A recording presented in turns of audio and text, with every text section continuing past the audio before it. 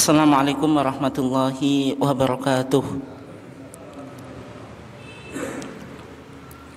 Innal hamdalillah nahmaduhu wa nasta'inuhu wa nastaghfiruh wa na'udzu billahi min shururi anfusina wa min sayyiati a'malina. May yahdihillahu fala mudilla lahu wa may yudlil fala hadiya lahu. Asyhadu an la ilaha illallah wahdahu la syarika lah wa asyhadu anna Muhammadan abduhu wa rasuluh. Allahumma salli ala nabiyyina Muhammad wa ala alihi wa sahbihi ajmain, amma ba'd. Yang saya hormati Ketua PCM Padengan dan seluruh jajarannya, Bapak-bapak, Ibu-ibu sekalian, jamaah ketarjian PCM Padengan yang dimuliakan Allah.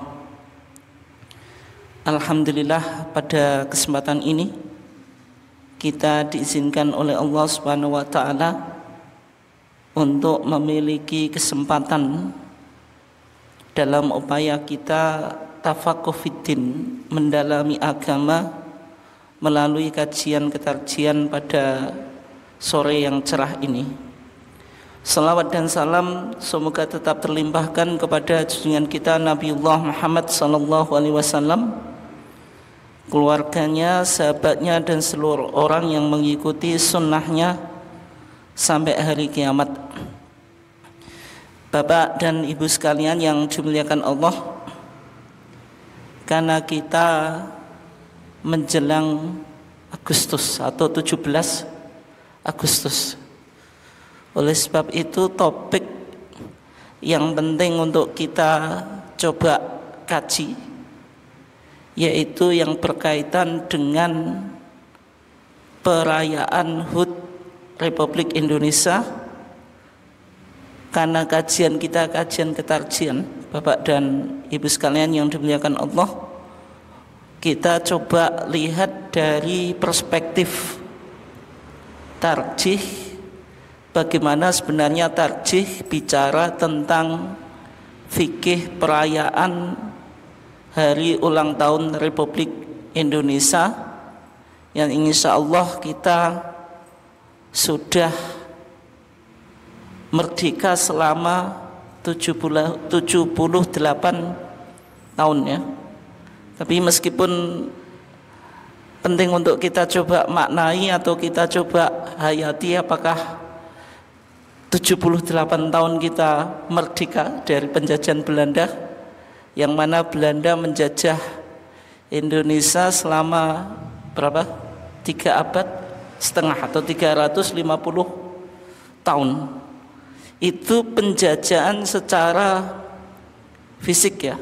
Tapi konteks penjajahan dalam konteks modern ini, penjajahan sudah tidak penjajahan dalam arti kolonialisasi, tapi penjajahan apa Pak? Pemikiran, materi atau ekonomi dan seterusnya. Tapi intinya terlepas dari itu, kita sudah memasuki hari ulang tahun Republik Indonesia yang ke-78. Ada sebuah pertanyaan yang penting untuk kita coba jawab dan kita berikan data ya. Yang selama ini Muhammadiyah itu terkesan ya, ada sebagian asumsi, tentu ya sekedar asumsi tidak berdasarkan data, seolah-olah Muhammadiyah itu tidak berkontribusi kepada kemerdekaan Republik Indonesia. Atau mungkin ada beberapa pihak yang menyoal tentang loyalitas Muhammadiyah terhadap apa? NKRI, karena kita jarang mengucapkan apa Pak? NKRI harga mati gitu. Nah, kalau kita lihat Muhammadiyah sejak awal itu sudah concern dalam upaya bagaimana merealisasikan kemerdekaan untuk bangsa Indonesia.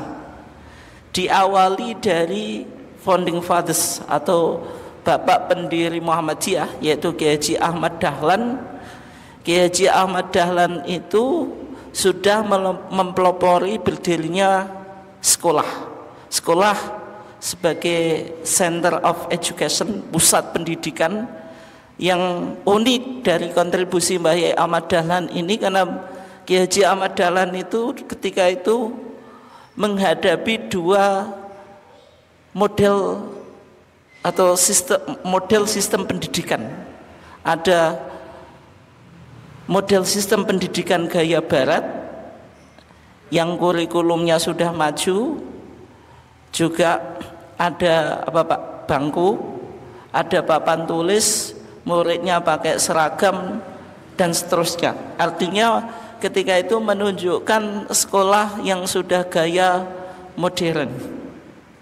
Tapi di sisi yang lain ada model sekolah tradisional atau pesantren yang hanya mengajarkan ilmu agama, tidak mengajarkan ilmu umum.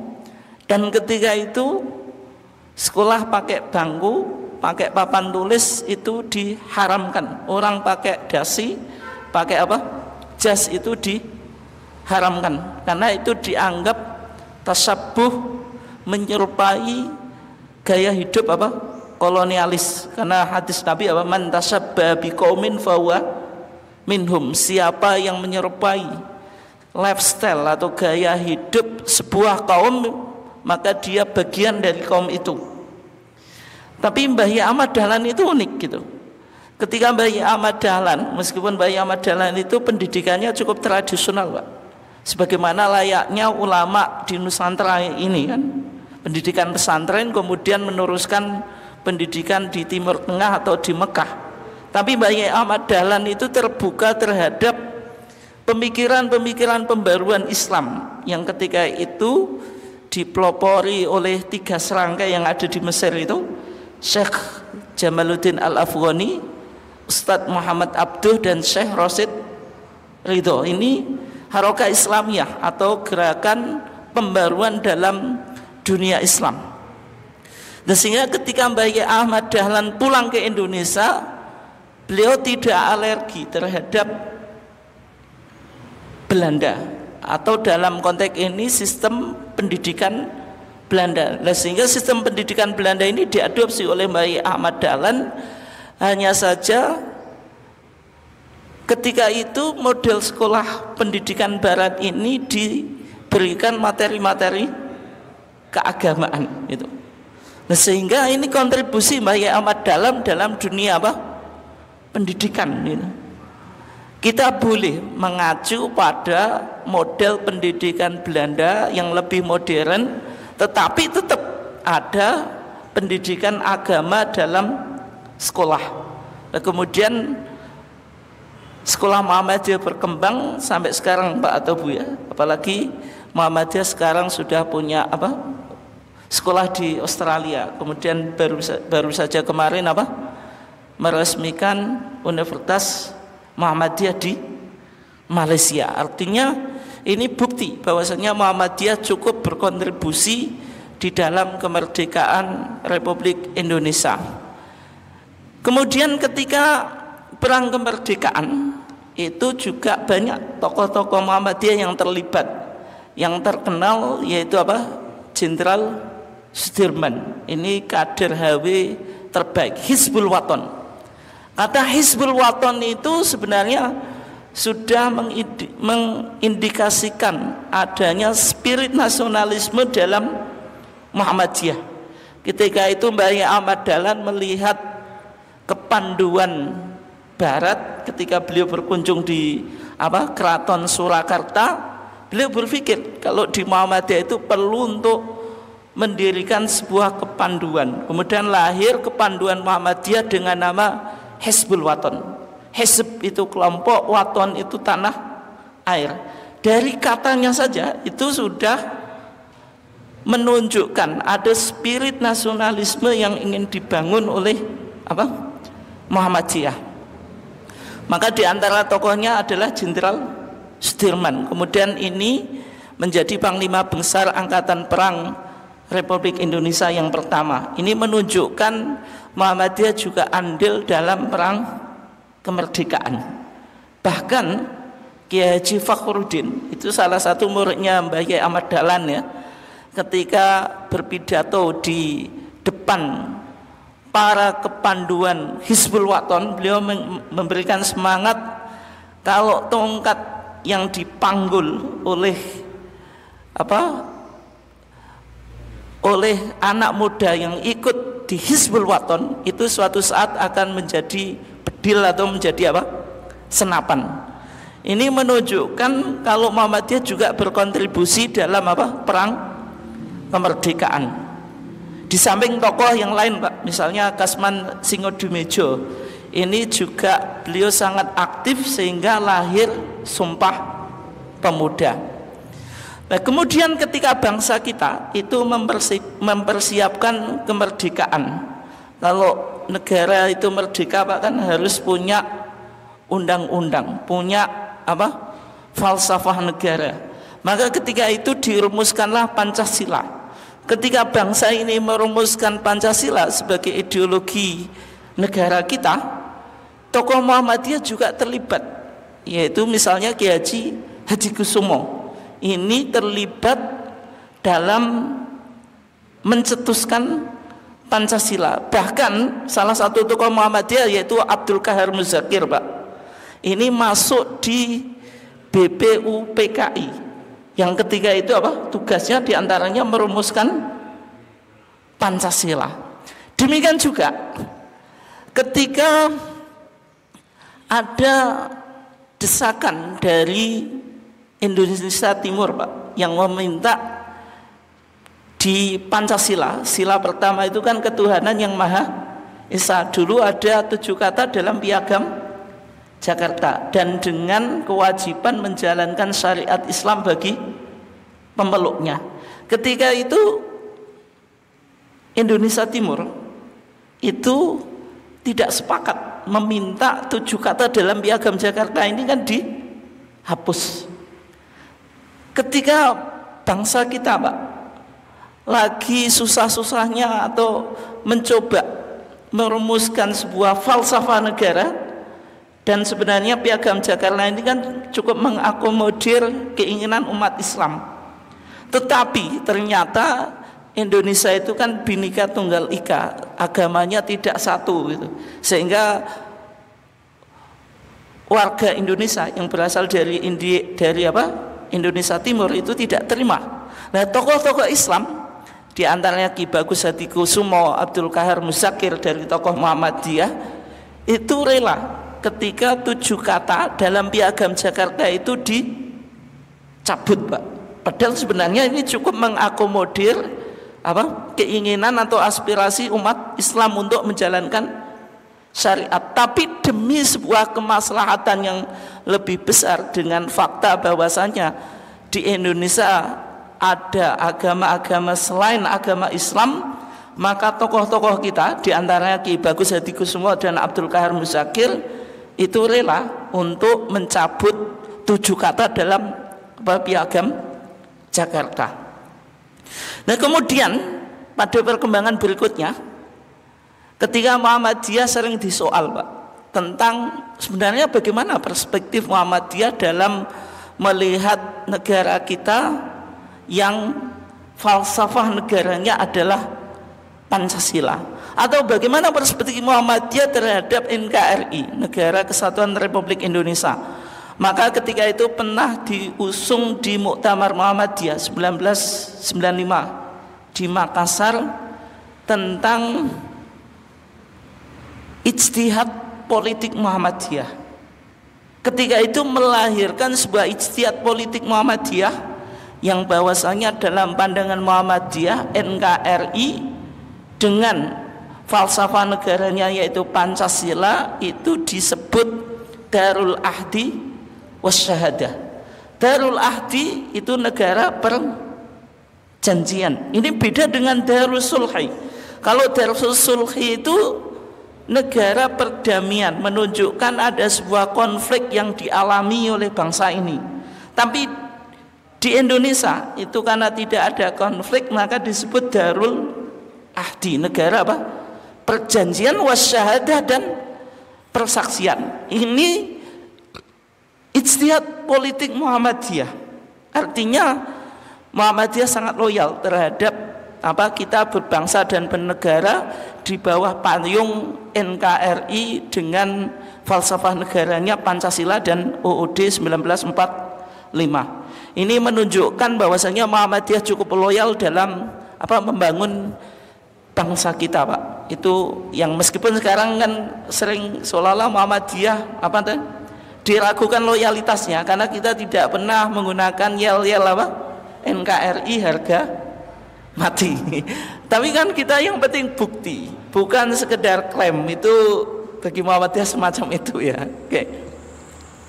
Nah kemudian kalau kita lihat di dalam fatwa tarjih, Pak, tentang perayaan HUT RI Republik Indonesia, di dalam kita merayakan hari kemerdekaan, Pak, itu ada berbagai macam kegiatan atau aktivitas, mulai perlombaan. Itu saya kira sudah dimulai, Pak, ya di sini atau belum? Biasanya awal Agustus itu sudah dimulai. Nanti bahkan sampai September itu masih ya, dengan berbagai macam perlombaan, mulai gerak jalan, kemudian apalagi Pak, bola voli, semacam-macam, Pak, itu. Nanti juga malam 17 ada tumpengan, ada apa? Di sini nyebutnya apa, Pak? Apa, Pak? Tirakatan. Itu istilah sini ya, itu. Ada bancaan itu. Bagaimana hukum-hukum Pak, kegiatan semacam ini? Apakah ini termasuk bid'ah atau termasuk adat atau tradisi yang tidak ada kaitannya dengan agama? Atau jangan-jangan hari ulang tahun, ini kan hari ulang tahun, Pak, bersenang-senang ini menciptakan Pak, hari raya baru. Padahal dalam Islam itu hari raya ya hanya dua, ada Idul Fitri dan Idul Adha. Selain itu tidak boleh mengadakan hari raya yang lainnya. Lah kok kita merayakan HUT, hari ulang tahun? Maka pertanyaan ini kan sering muncul, Pak. Sehingga salah satu pertanyaan itu diajukan kepada majelis tarjih, meminta penjelasan kepada majelis tarjih tentang hukum merayakan hari ulang tahun Republik Indonesia itu termasuk bid'ah atau hanya sekedar adat atau tradisi. Nah, ketika majelis tarjih menjawab pertanyaan itu, Pak, maka majelis tarjih mengawalinya dari 4 bidang garap majelis tarjih atau peta keislaman, Pak. Setiap persoalan dalam agama itu pasti bisa dipetakan menjadi 4 ini. Dan Muhammadiyah ketika mau memberikan hukum terhadap sesuatu itu diawali dengan mempetakan masalah, Pak. Ini kita ngaji berkaitan dengan manhaj tarjih ya. Jadi setiap persoalan sebelum dikasih hukum dipetakan dulu masuk yang mana. Dalam MKCHM, Matan Keyakinan dan Cita-cita Hidup Muhammadiyah, di sana dijelaskan Muhammadiyah bekerja untuk terlaksananya ajaran-ajaran Islam yang meliputi 4 bidang. Yang pertama akidah, berkaitan dengan keyakinan atau kepercayaan. Yang kedua akhlak, berkaitan dengan etika atau moral.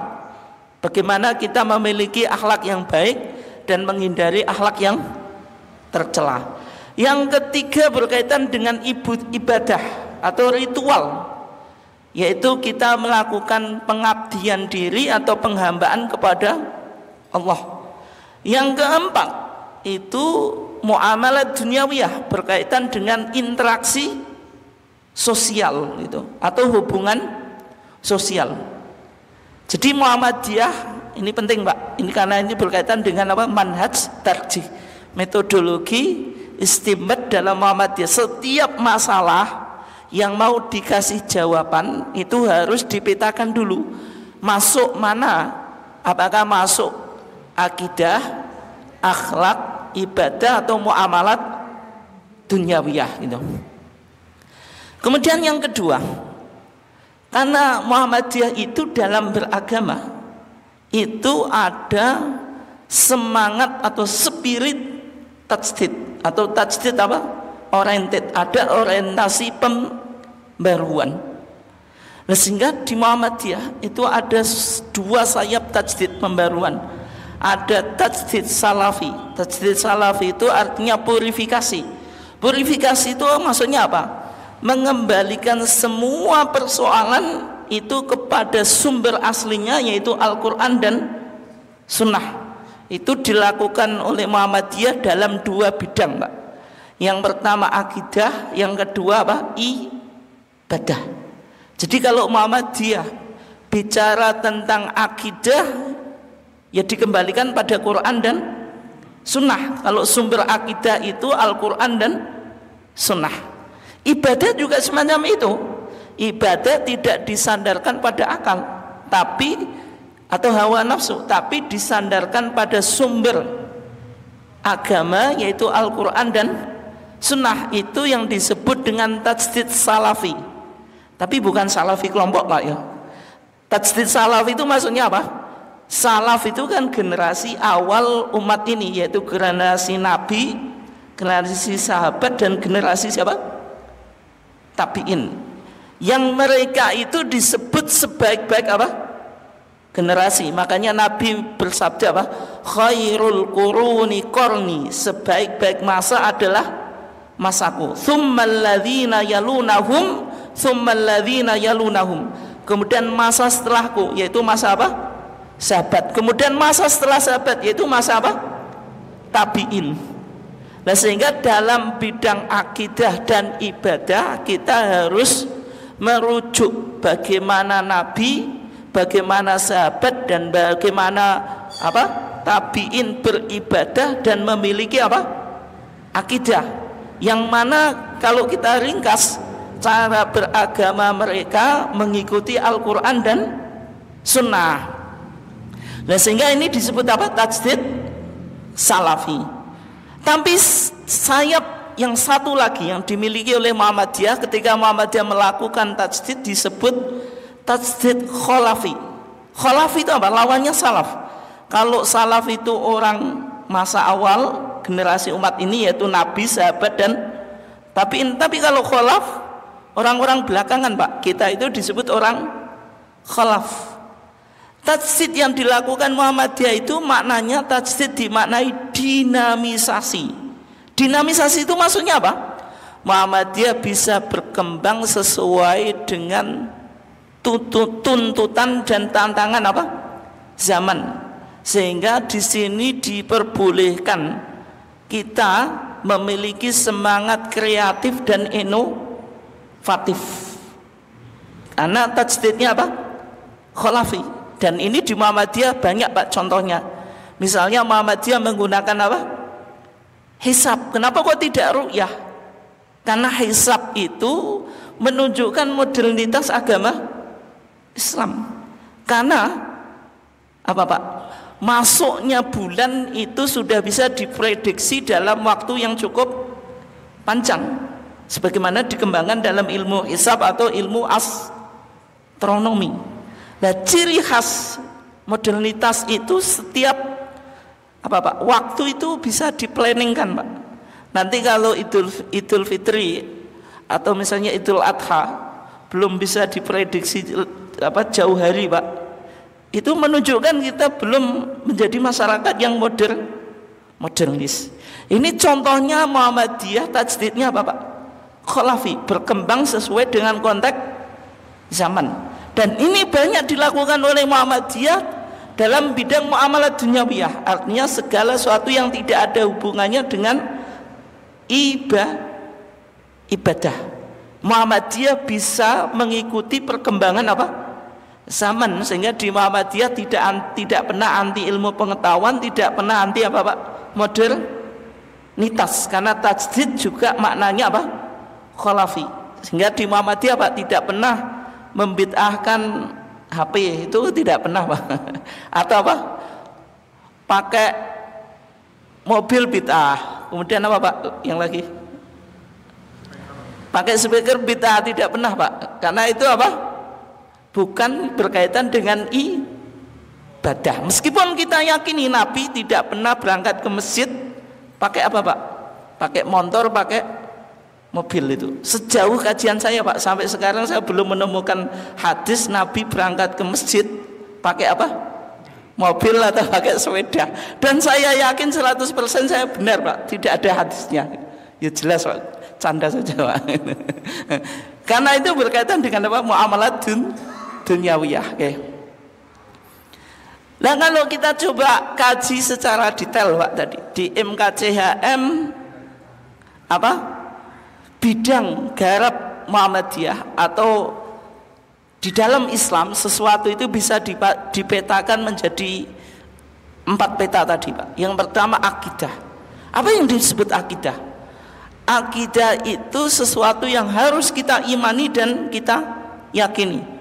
Sebagaimana dalam hadis Jibril, ketika malaikat Jibril datang kepada Nabi apa? Dengan rupa Pak, syadidu bayadi thiyab, bajunya sangat putih itu dalam hadis Arba'in Nawawiyah itu kan. Syadidu sawadi sa'ar, syadidu sawadi asy'ar, rambutnya sangat hitam, la yura alaihi atharus safar, bekas jalannya saja tidak diketahui, wala ya'rifu minna ahadun, kata Umar bin Khattab, tidak ada di antara kita para sahabat yang mengenalnya. Kemudian dia datang dan bertanya kepada Nabi, ya Rasulullah, akhbirni anil iman, wahai Rasulullah, tolong kasih tahu saya tentang iman. Ya, sebenarnya yang ditanyakan malaikat Jibril itu tentang 3 hal Pak, yaitu mal Islam, apa itu Islam, mal iman, apa itu iman, dan mal ihsan, apa itu ihsan. Ini yang diistilahkan dengan apa? Trilogi agama. Ada apa tadi? Islam, iman, dan ihsan. Dalam konteks yang berkaitan dengan akidah, maka ketika itu malaikat Jibril bertanya kepada Nabi, ya Muhammad, wahai Muhammad, akhbirni anil iman, tolong kasih tahu saya apa tentang iman. Ketika itu Nabi Muhammad menjawab apa? Al-imanu an tu'mina billahi wa malaikati wa kutubi wa rusulihi wal yaumil akhir, kemudian apa? Wal qadari khairihi wa syarih. Sebagaimana dalam rukun iman yang 6 itu, sehingga diistilahkan oleh ulama usuluddin dengan istilah apa? Arkanul iman, rukun iman yang jumlahnya apa?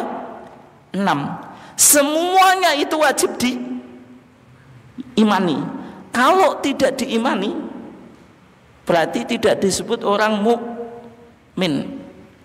Dan Muhammadiyah Pak, itu sudah membahasnya dalam HPT kita di Kitabul Iman, HPT lama atau HPT jilid 1, kitab pertama sudah dirumuskan pandangan teologi Muhammadiyah tahun 1929. Dan Muhammadiyah menyebut rukun iman yang 6 ini sebagai usul al-aqaid as-sahihah, pokok-pokok akidah yang benar, sebagaimana yang diimani ahlul haqqi was sunnah. Ahlul haqq itu kelompok yang benar, was sunnah, dan mengikuti apa Pak? Sunnah. Meskipun apakah Muhammadiyah itu ahlus sunnah wal jamaah Pak? Ahlus sunnah wal jamaah atau enggak Pak? Iya, tapi secara data Pak tidak ada Pak. Jenengan cari di HPT, di TJA itu enggak ditemukan kalau Muhammadiyah menyebut dirinya sebagai ahlus sunnah wal jamaah itu. Tapi istilah ahlus sunnah wal jamaah Pak, itu pernah dipakai oleh Muhammadiyah, tapi kemudian berikutnya dibuang Pak, atau dihapus ya. Di Kitabul Iman kita di HPT itu. Tadi kan di penutupnya Pak, kalau jenengan bawa HPT lihat penutupnya, itu ada penutupnya bagaimana? Hadhihiya usulu al-aqaid as-sahihah. Inilah pokok-pokok akidah yang benar. Maksudnya sebagaimana yang tertuang dalam rukun iman tadi. Wa rada bihal Quran, yang didasarkan pada Quran Pak. Wa sunnah, dan sunnah. Wa syahidat biha al-athar al-mutawatirah, dan didukung dengan hadis-hadis mutawatirah Pak. Sampai sini saja di HPT jenengan. Dulu ada redaksi Pak, yang ini dibuang. Mulakhosatan min kutubis salaf. Rumusan akidah ini diambil dari kitab-kitab salaf Pak. Maksudnya wahum ahlu sunnati wal jamaah. Mereka adalah kelompok Ahlus Sunnah wal Jamaah. Nah, sehingga istilah Ahlus Sunnah wal Jamaah itu pernah muncul di dalam HPT kita, Pak. Tapi sekarang sudah tidak ada. Tapi apakah Muhammadiyah bisa kita bilang tidak Ahlus Sunnah wal Jamaah, Pak? Jawabannya tidak. Muhammadiyah tetap Ahlus Sunnah wal Jamaah. Karena istilah Ahlus Sunnah wal Jamaah, Pak, dalam konteks di Nusantara ini terkadang menjadi perdebatan. Setiap kelompok bilang Ahlus Sunnah wal Jamaah. Sehingga Muhammadiyah, Pak, ini analisa saya ya, itu memilih berislam secara substantif, yaitu dengan merujuk atau merefer kepada Al-Quran dan Sunnah, meskipun tidak menggunakan payung Ahlus Sunnah wal Jamaah. Tapi kalau dibilang Muhammadiyah tidak Ahlus Sunnah wal Jamaah juga salah, Pak, karena setiap amalan Muhammadiyah, atau bisa dilihat ya dalam HPT, dalam tanya jawab, itu tidak ada yang menyimpang dari Ahlus Sunnah wal Jamaah gitu. Oke. Nah, akidah yang benar dalam pandangan Muhammadiyah itu tidak boleh mengidap penyakit yang diistilahkan dengan apa? TBCS.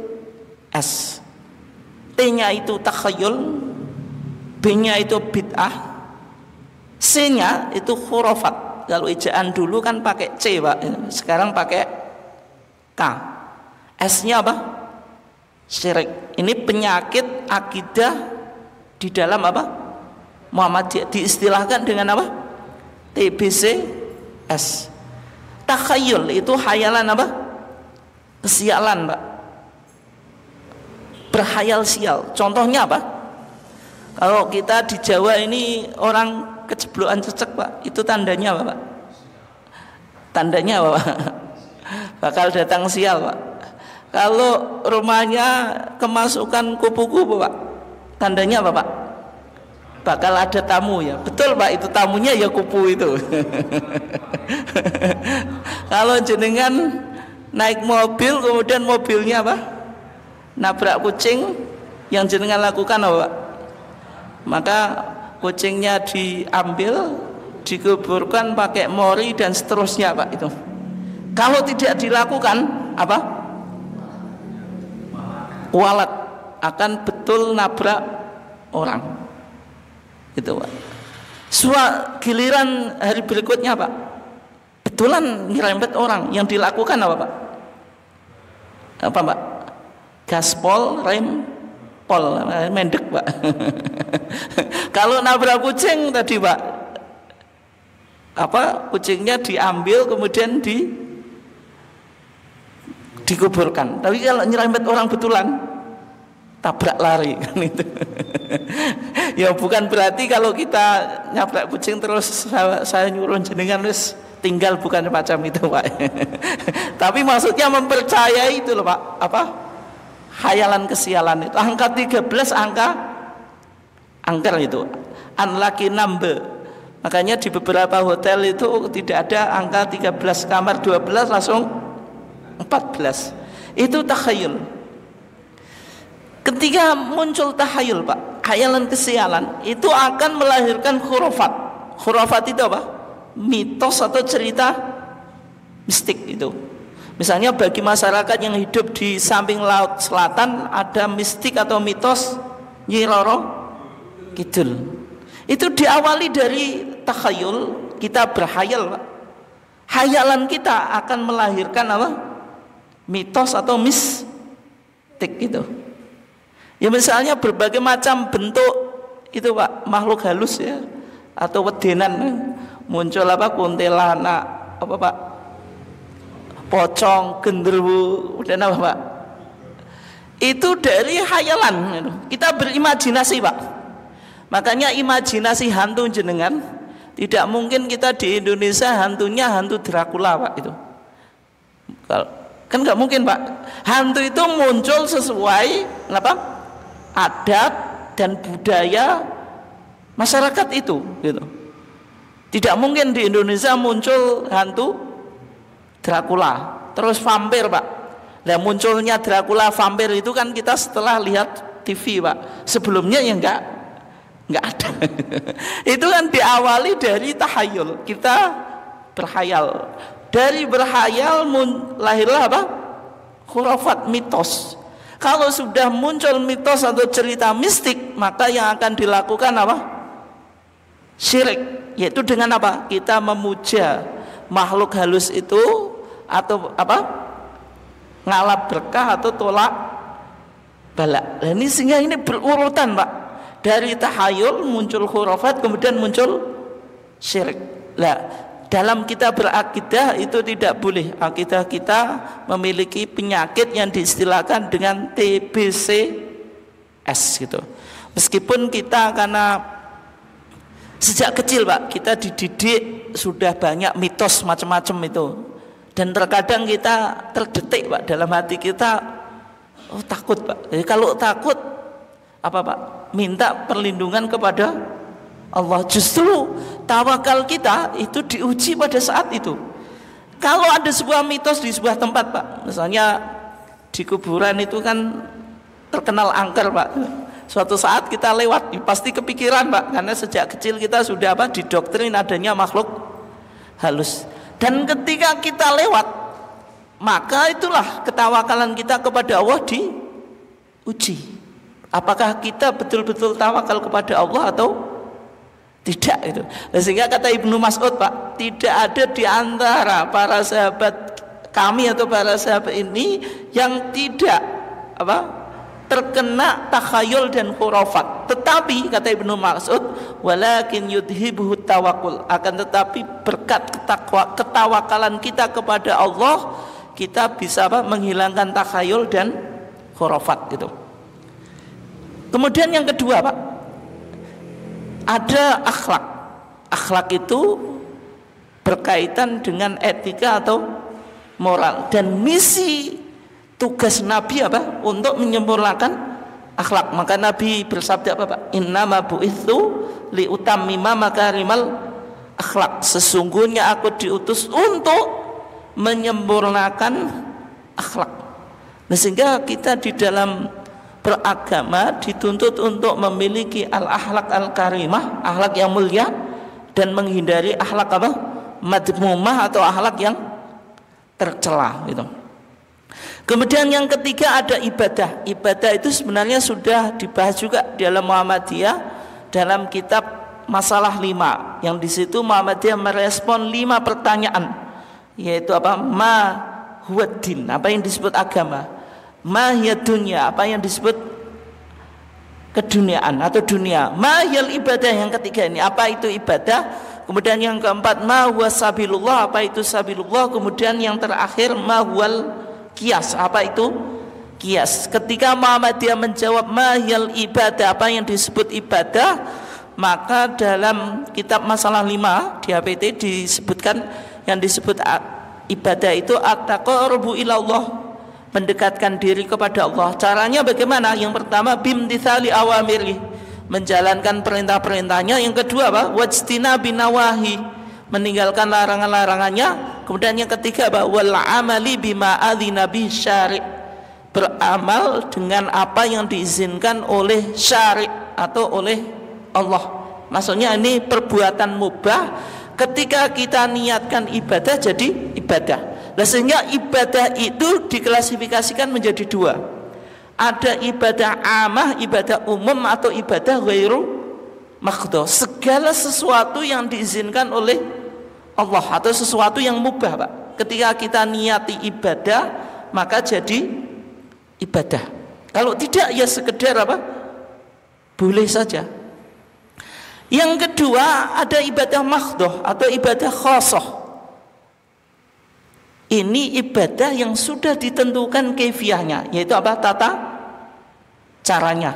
Contohnya apa? Sholat. Kalau sholat itu tidak boleh kita pakai gaya sendiri Pak, harus mengikuti sholatnya Rasulullah. Makanya Nabi bersabda apa? Shollu kama ra'aitumuni usolli. Sholat itu yang mengikuti sunnahnya Rasulullah.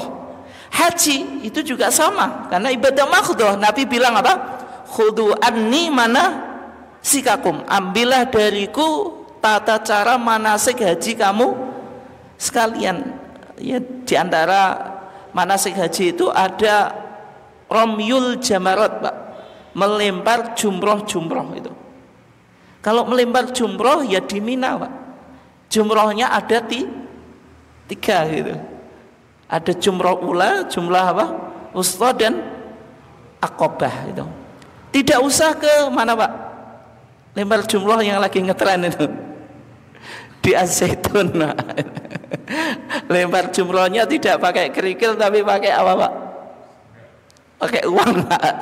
Tidak dilakukan tanggal 10, 11, 12 dan 13. Kalau jenengan pernah haji tanggal 10 itu kan ngelempar jumroh Aqabah saja. 11, 12, 13 itu tiga-tiganya, jumroh ula, wusta dan Aqabah gitu. Tapi kalau di Az-Zaitun tanggalnya tanggal berapa, Pak? 1 Syura, Pak, itu. Tidak tanggal 10, 11, 12, 13 dari bulan Dzulhijjah. Itu menunjukkan kalau tadi, Pak, haji itu termasuk ibadah mahdoh. Nah, kenapa kok kita penting untuk klasifikasikan ibadah itu menjadi dua, Pak? Biar kita mudah memahami. Kalau ibadah umum berarti sama dengan muamalah dunyawiyah, sebagaimana yang disabdakan Nabi apa? Antum a'lamu bi umuri dunyakum. Kalau ibadah umum itu hukum asalnya mubah. Al aslu fil asya al ibahah. Hukum asal segala sesuatu itu apa? Boleh. Makan, minum dan seterusnya itu hukum asalnya apa? Boleh gitu. Tapi berbeda dengan ibadah mahdhah. Kalau ibadah mahdhah itu hukum asalnya apa? Haram, sehingga kita tidak boleh beribadah kecuali dengan apa? Dalil. Al aslu fil ibadah apa? At-tahrim. Hukum asal ibadah itu apa? Haram gitu. Nah, sehingga dalam konteks ibadah mahdhah itu tidak boleh melakukan bid'ah. Kalau melakukan bid'ah masuk dalam hadis Nabi apa? Man amila amalan laisa alaihi amruna fahuwa apa? Raddun. Atau man ahdatsa fi amrina hadza ma laisa minhu. Ini di fatwa kita salah, Pak, itu bukan ma laisa fi, tapi ma laisa apa? Minhu fahuwa raddun. Orang melakukan bid'ah, ibadahnya ditolak dan bahkan dia berdosa. Artinya ibadahnya tidak sah dan berdosa. Itu kalau konteksnya ibadah mahdhah. Tapi kalau ibadah umum atau muamalah dunyawiyah, kita boleh melakukan bid'ah, Pak. Tapi sebenarnya dalam pandangan Muhammadiyah bid'ah itu hanya konteks ibadah mahdhah. Sebagaimana hadis Nabi apa? Kullu bid'atin apa? Dolalah. Setiap bid'ah itu sesat, itu konteksnya ibadah mahdhah. Tapi kalau keduniaan itu tidak ada bid'ah, tidak ada bid'ah, Pak. Sehingga HP ini tidak disebut bid'ah, laptop tidak bid'ah. Kita ngaji pakai laptop itu enggak bid'ah, Pak. Nabi, meskipun Nabi tidak pernah ngajar sahabat pakai laptop, pakai LCD, enggak pernah, Pak. Ini kan konteks apa? Muamalat dunyawiyah. Boleh disebut bid'ah, tapi bid'ah secara majazi, Pak. Atau yang disebut, adakah bid'ah hasanah? Ada. Tapi konteksnya muamalat dunyawiyah, bukan masalah ibadah mahdhah. Kalau ibadah mahdhah enggak ada bid'ah hasanah. Semua bid'ah apa? Dolalah, Pak. Kalau kita mau menggunakan istilah bid'ah hasanah ya ada, tapi muamalah dunyawiyah. Dari klasifikasi atau peta masalah sebagaimana yang kita bahas tadi, Pak. Kalau kita ditanya merayakan hari raya hari ulang tahun Republik Indonesia itu masuk kategori apa? Muamalat dunyawiyah. Ya, Pak. Masuk tadi kan ada apa? Ada akidah, akhlak, ibadah, muamalat dunyawiyah. Masuk yang mana? Muamalat dunyawiyah. Kalau muamalat dunyawiyah, hukum asalnya apa? Boleh. Hukum asalnya apa? Boleh. Sehingga merayakan hari raya, hari ulang tahun Republik Indonesia itu hukum asalnya boleh selama Bapak tidak melanggar aturan agama dan norma apa? Sosial. Tapi masalahnya kan kita ada perayaan, Pak. Dalam Islam perayaan itu kan hanya di 2 hari, Pak. Idul Fitri dan Idul Adha. Ketika Nabi datang ke kota Madinah, Pak, walahum yaumani yal'abuna fihima. Penduduk Madinah itu sudah punya 2 hari yang mereka biasa bermain-main dan bersenang-senang, Pak. Kemudian Rasulullah bertanya, apa 2 hari ini? Maka penduduk Madinah, Pak, menjawab, kunna nal'abu fihima fil jahiliyah. Ya Rasulullah, kita sudah biasa bermain-main atau pesta di 2 hari ini. Kemudian Rasulullah berkata, innallaha qad abdalakum bihima khairan minhuma. Sesungguhnya Allah telah mengganti kamu sekalian dengan 2 hari yang lebih baik daripada 2 hari tadi, Pak. Rasulullah mengatakan yaumal adha wa yaumal fitri. Hari raya Idul Adha yang jatuh tanggal 10 apa? Dzulhijjah setelah wukuf di Arafah, dan yaumul fitri yaitu hari raya yang jatuh setelah kita 1 bulan menjalankan apa? Ibadah puasa. Artinya dalam Islam tidak ada 2 hari raya kecuali 2 hari raya ini. Nah kok kita sekarang ada HUT RI, Pak? Berarti kan menciptakan hari raya baru, Pak. Boleh atau enggak? Jawabannya, Pak, HUT RI itu hari raya konteks agama, perayaan konteks agama atau muamalah duniawiyah? Muamalah duniawiyah. Kalau jenengan pahami HUT RI itu sama dengan apa, Pak? Hari raya Idul Adha atau hari raya Idul Fitri, lah itu yang masuk bid'ah keyakinan jenengan. Tapi selama ini kan kita pahami sebagai apa, Pak? Perayaan dalam konteks muamalat duniawiyah atau konteks keduniaan, tidak ada hubungannya dengan ibadah. Maka tidak ada, Pak, adab. Misalnya kalau jenengan upacara bendera, nanti berangkatnya pakai jalan ini, pulangnya pakai jalan ini, pakai wangi-wangian ya biar dapat pahala. Ya meskipun kita lakukan, Pak, tapi konteksnya apa? Keduniaan. Beda dengan kita berangkat sholat Id, itu kita anjurkan pakai wangi-wangian, apa, Pak, lewat jalan atau rute yang berbeda dan seterusnya.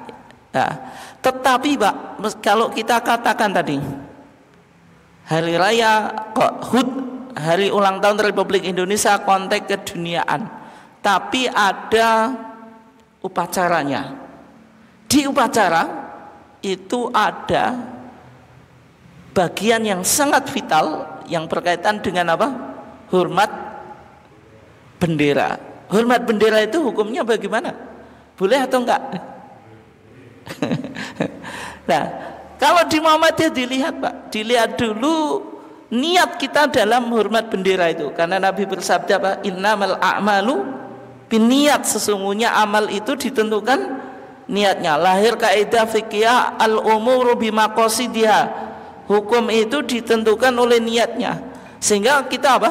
Lihat dulu, kita upacara bendera, ketika hormat bendera itu tujuannya apa? Kalau li ta'abbud untuk ibadah ya haram. Tapi kalau lil ihtiram, menghormati saja, ini sebagai simbol apa?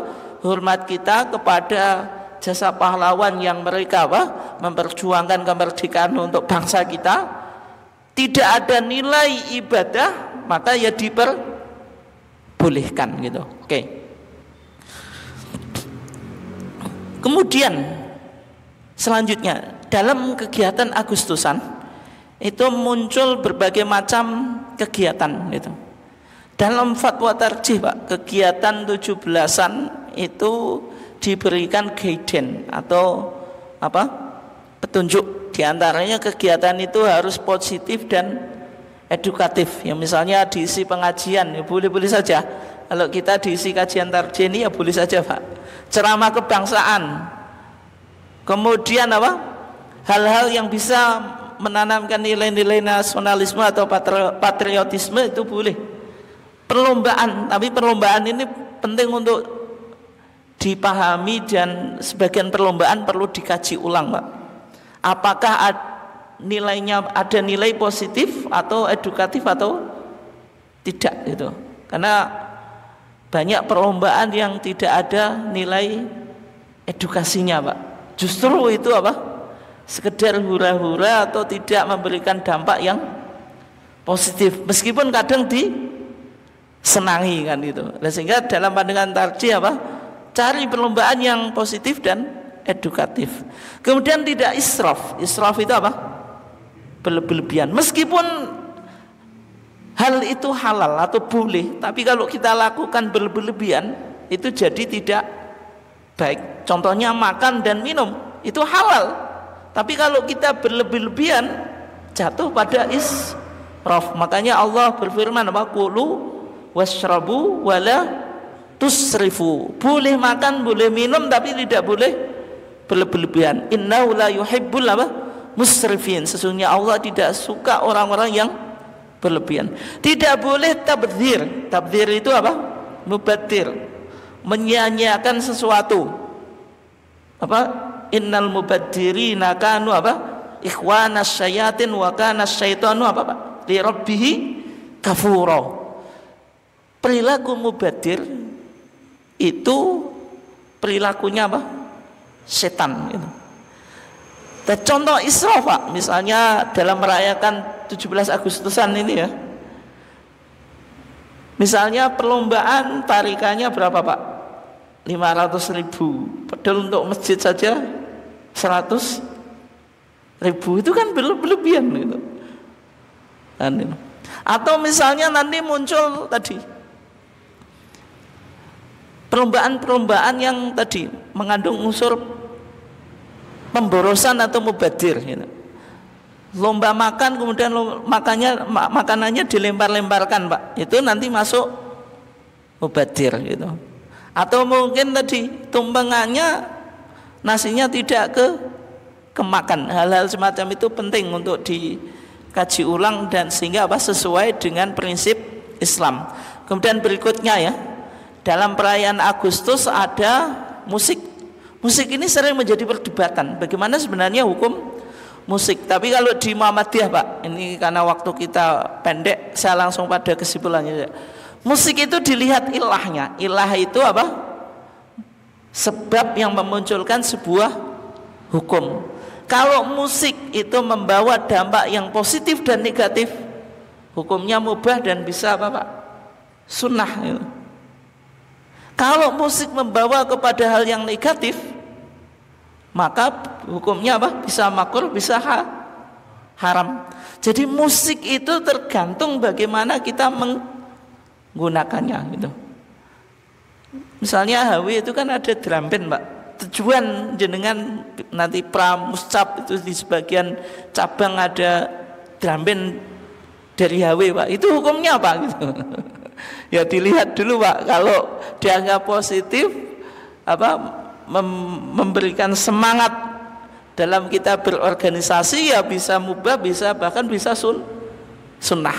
Tapi kalau musik-musik yang nggak jelas gitu, musik koplo, musik yang tidak edukatif, ya tentu itu nanti bisa makruh, bisa haram gitu.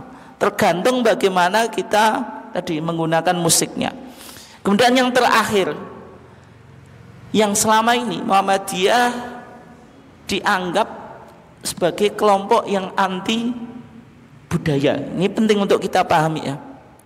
Bagaimana sikap Muhammadiyah terhadap budaya? Nah, pembahasan tentang seni dan budaya Pak, itu sudah pernah dibahas di Monas Tarjih di Malang tahun 2010 Pak itu. Lahirlah tuntunan seni dan budaya sebagaimana dalam HPT jilid 3. Nanti jenengan bisa lihat HPT jilid 3 itu ada tuntunan seni dan budaya. Muhammadiyah sebenarnya mengklasifikasikan budaya itu menjadi 3. Yang pertama ada budaya sesuai dengan syariat. Artinya ini berlaku kaidah apa?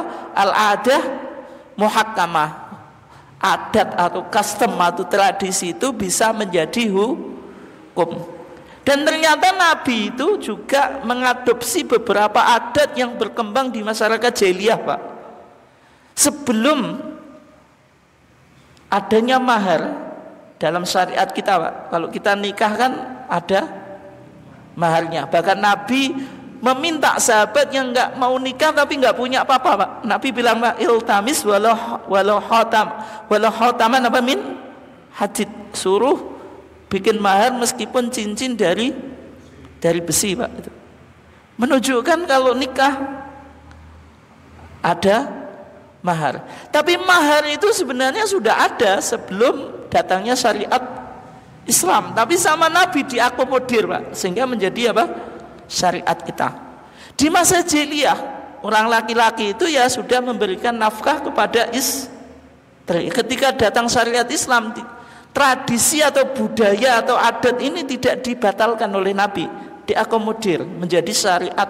Bahwasanya apa? Arijalu qawwamuna 'alan nisa, di antara fungsi laki-laki apa? Memberikan nafkah terhadap kehidupan berkeluarga atau berumah tangga. Kemudian masjid yang ada di negara Islam ini, Pak, berkembang sesuai adat negara atau budaya suku atau apa, Pak, sesuai dengan budaya yang berkembang ketika itu. Makanya Masjid Demak melahirkan apa? Masjid yang bercorak budaya Jawa. Dan di beberapa daerah kan pembangunan arsitek masjid atau desain masjid itu kan macam-macam, Pak. Tidak harus gaya Timur Tengah kan gitu. Meskipun tetap didominasi oleh gaya Timur Tengah, Pak. Tapi itu bukan sebuah kewajiban. Misalnya di Eropa itu agama Islam itu berkembang cukup cepat, Pak. Makanya dikatakan Islam itu apa? The fastest growing religion in the world. Agama yang cukup berkembang cepat gitu. Karena bangsa barat itu didominasi oleh paham materialisme dan sekularisme, Pak, dan liberalisme. Sehingga mereka KTP-nya Kristen tapi hari Minggu tidak melakukan kebaktian di gereja. Yang terjadi apa? Gereja nggak ada jamaah, Pak. Akhirnya ya tutup gitu. Ketika gereja itu nggak ada jamaahnya, Pak, karena mereka berpaham materialisme, sudah tidak dipakai, ya sudah kita jual. Yang beli siapa? Yang beli umat Islam, Pak. Makanya PWM Jatim pernah ingin apa, Pak, beli masjid di Spanyol. Ketika jadi masjid itu tidak langsung direhab, direnovasi ulang, Pak, tidak. Meskipun bangunan itu ada apa, Pak, model gereja. Misalnya di Turki ada gereja Pak Ayah Sofia, itu dulu gereja Bizantium, itu Kristen Ortodok Bizantium. Ketika Muhammad Fatih menaklukkan Turki, maka masjid itu dikonversi, gereja itu dikonversi menjadi masjid. Itu tidak merubah bangunannya gitu. Ini menunjukkan apa, Pak? Islam itu tidak selalu anti budaya. Kemudian yang kedua, kebudayaan yang awalnya bertentangan dengan syariat agama Islam lalu dilakukan islamisasi, Pak. Misalnya di masa jahiliyah itu ada syair. Syair itu apa? Puji-pujian, puisi. Karena bangsa Arab itu terkenal memiliki fasohah, Pak, elekuen atau kecakapan dalam berbicara. Maka syair yang ada di masyarakat jahiliyah ketika Islam datang itu tidak dilarang oleh Nabi, tapi diislamisasikan. Yang dulu mereka menggunakan syair atau puisi itu untuk menyanjung berhala mereka, maka dirubah untuk menyanjung apa? Allah gitu. Sehingga kita puji-pujian itu enggak ada masalah, Pak. Kita di Muhammadiyah tidak anti puji-pujian, Pak. Tombo hati terus apa lagi, Pak? Menek blimbing dan seterusnya itu ya. Hanya saja timingnya yang kita anggap kurang pas. Kenapa kok dibaca antara adzan dan qomat, padahal di situ ada orang yang apa?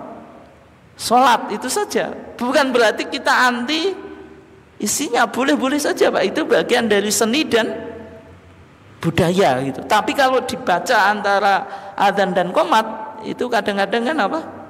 Mengganggu orang yang sholat, itu saja gitu. Kemudian Islam berkembang di Nusantara ini kan juga apa, lewat budaya. Wali Songo sebagai tokoh yang membawa Islam di Nusantara ini kan memanfaatkan apa, budaya, seni dan budaya sebagai media dakwah. Dilakukan islamisasi, muncul kesenian wayang kulit, kemudian macam-macam Pak. Ini kan ada nilai-nilai filosofisnya. Ini menunjukkan proses islamisasi itu. Kemudian yang terakhir ya, budaya yang bertentangan dengan syariat. Artinya kalau ada budaya bertentangan dengan syariat, tetap dimenangkan syariat daripada budaya. Nah, sehingga di majelis tarjih Pak, di tuntunan seni dan budaya itu majelis tarjih memberikan contoh budaya yang bertentangan dengan syariat. Itu contohnya budaya larung laut. Larung laut ini kan sesajen untuk Nyiroro Kidul yang di situ ada kepala kerbau, hasil bumi, macam-macam ya, lombok, kemudian bawang dan seterusnya, kemudian dilarutkan ke laut itu, yang tujuannya ngalap berkah dan tolak balak itu. Nah, budaya ini meskipun menjadi ikon wisata Pak, tapi kan ada hal-hal yang berkaitan atau bertentangan dengan akidah. Itu berkaitan dengan khurafat, bahkan syirik gitu, meminta perlindungan kepada selain Allah. Sehingga budaya ini dianggap oleh majelis tarjih tidak sesuai dengan syariat Pak. Di HPT kita jilid 3, tuntunan seni dan budaya gitu.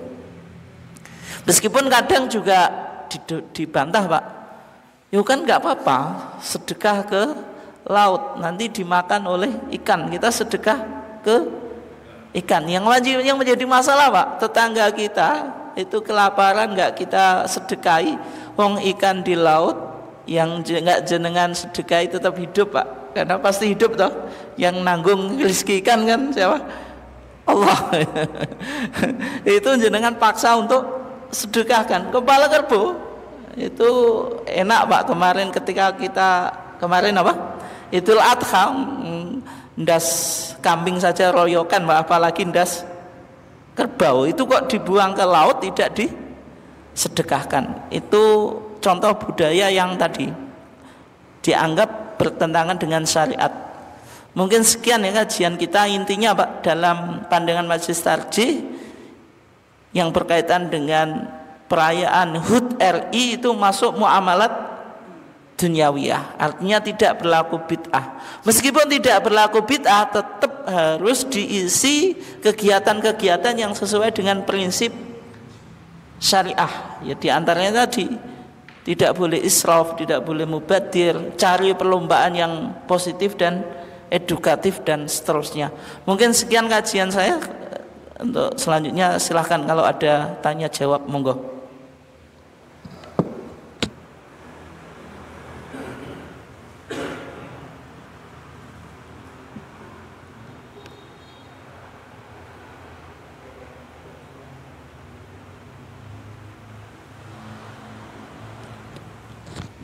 Nggih, monggo Pak, nggih. Waalaikumsalam warahmatullahi wabarakatuh. Nggih.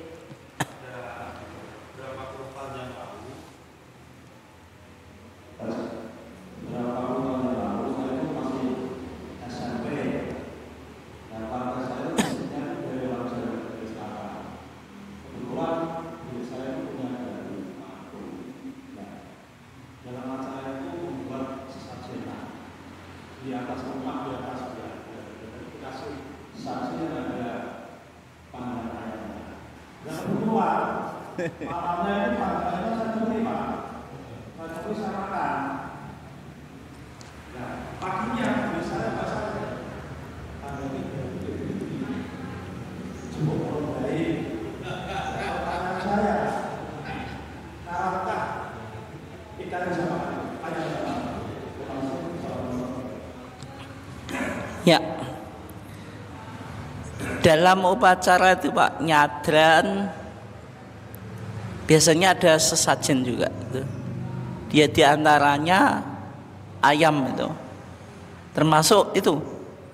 Kita lihat dulu, ketika menyembelih ayam itu orangnya kira-kira menyebut nama Allah atau tidak. Nah, nanti kan tahapannya saya dari situ dulu, Pak.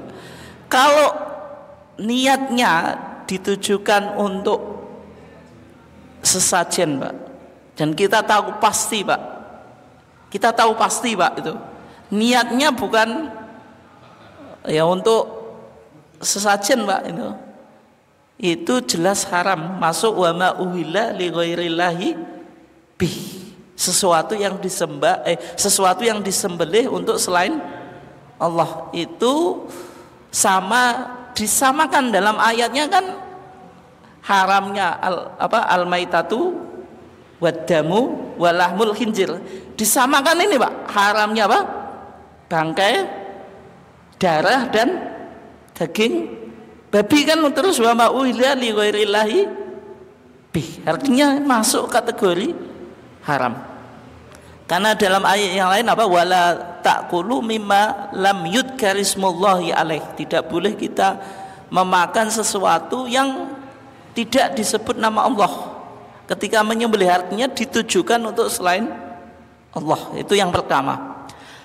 Nah, kalau kita nggak tahu, berarti ada dua kemungkinan, Pak. Kemungkinan dia yang menyembelihnya dengan nama Allah tapi ditujukan untuk sesajen gitu. Masih bingung, Pak. Masih apa? Ada dua kemungkinan dan dua-duanya mungkin, Pak, itu.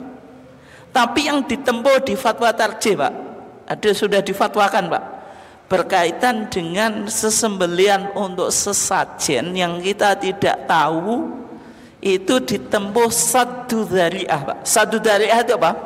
Tindakan preventif. Maksudnya apa? Kita memblokade sesuatu yang mengarah pada keharaman. Ketika terjadi dua hal yang kontradiktif, Pak. Yang pertama menarik maslahat, yang kedua menghindari mudarat atau mafsadah, Pak. Mana yang diprioritaskan? Ya, mendahulukan menghindari yang mudarat. Contohnya, kalau air ini saya kasih arak itu setengahnya air, araknya haram, airnya halal, kira-kira kita menangkan yang mana, Pak? Halal dan haram loh. Yang haram, Pak, artinya kita tidak minum. Maka berlaku kaidah tadi, darul mafasid muqaddamun ala jalbil masoleh. Meninggalkan kerusakan lebih diprioritaskan daripada menarik maslahah. Kalau ada ayam tadi, Pak, ada masalahnya, Pak. Masalahnya apa, Pak? Masalah perut ya, Pak. Enak ayam layaknya kan dimakan. Itu kalau kita makan itu jalbul masoleh, mendatangkan maslahat, Pak, untuk perut kita. Tapi ada darul mafasid, meninggalkan kerusakan, Pak. Di antaranya kerusakan apa? Akidah. Ketika kita makan akan ada anggapan bahwasanya perbuatan ini legal gitu. Itu enggak apa-apa gitu. Sehingga yang kita pilih dalam kondisi itu di fatwa tarjih, kita memilih tidak memakan. Apakah bukan mubadir, Pak? Tidak, karena ini tadi wa ma uhilla li ghairillah bi, ada potensi semacam itu. Tapi kalau kita jelas menyembelihnya untuk Allah, untuk kebaikan, ya kalau kita nggak makan mubadir gitu. Kalau di fatwa tarjih semacam itu, Pak. Jadi dipilih tidak memakannya. Kenapa? Kalau dimakan nanti terkesan ada legitimasi terhadap hal-hal yang merusak akidah tadi, sesajen untuk selain Allah. Itu kan kalau ayam kan wa ma uhilla li ghairillahi bih gitu. Kalau nanti ditujukan untuk tadi, Pak, jinnya atau sesuatu yang dirituali. Oke, ini kok. Oke, sama-sama. Monggo yang lainnya ada atau enggak? Monggo ibu-ibu. Nggih, monggo, Pak. Nggih.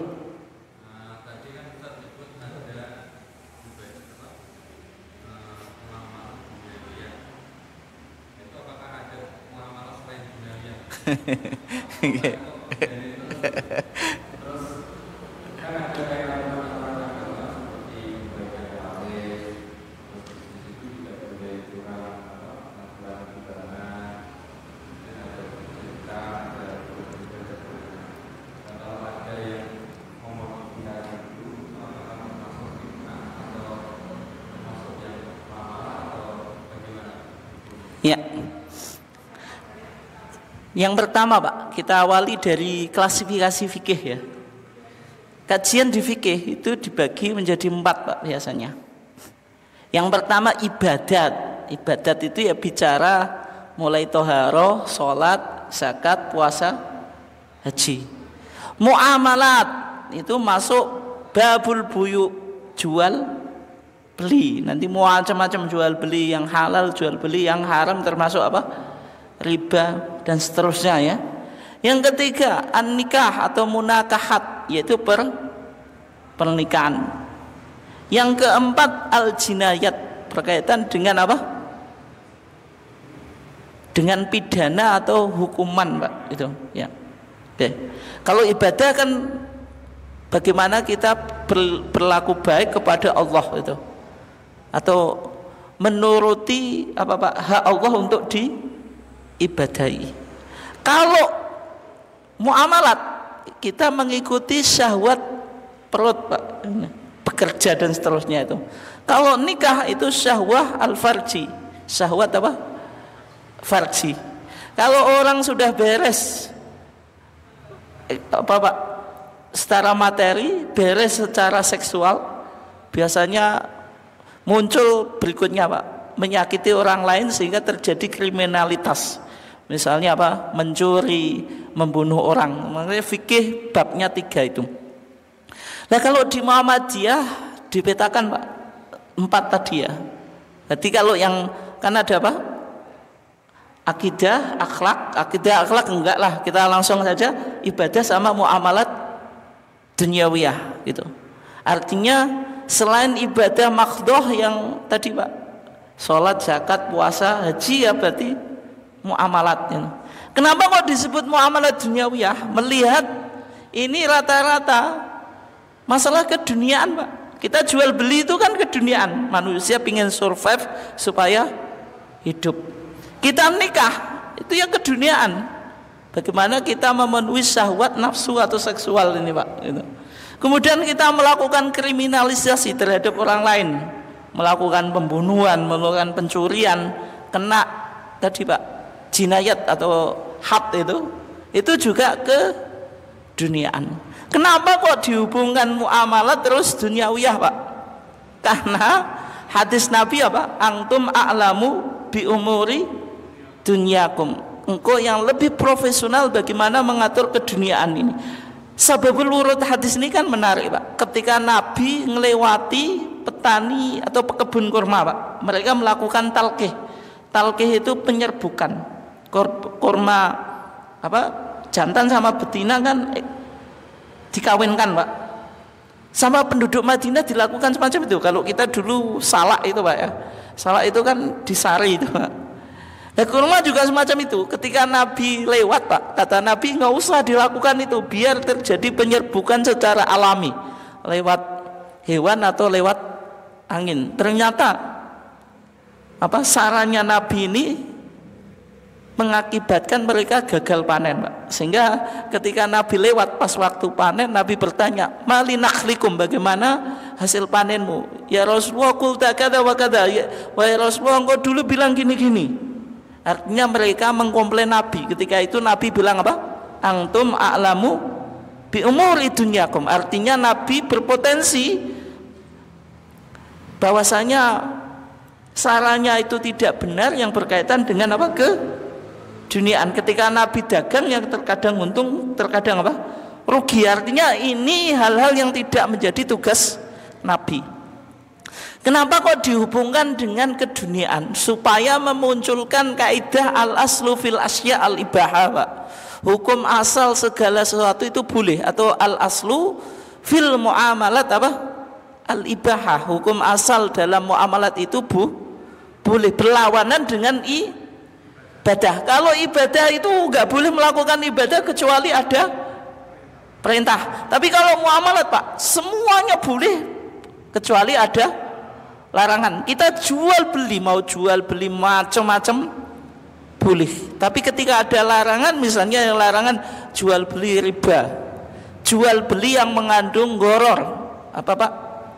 Penipuan dan seterusnya, maka ini yang kita tidak boleh lakukan.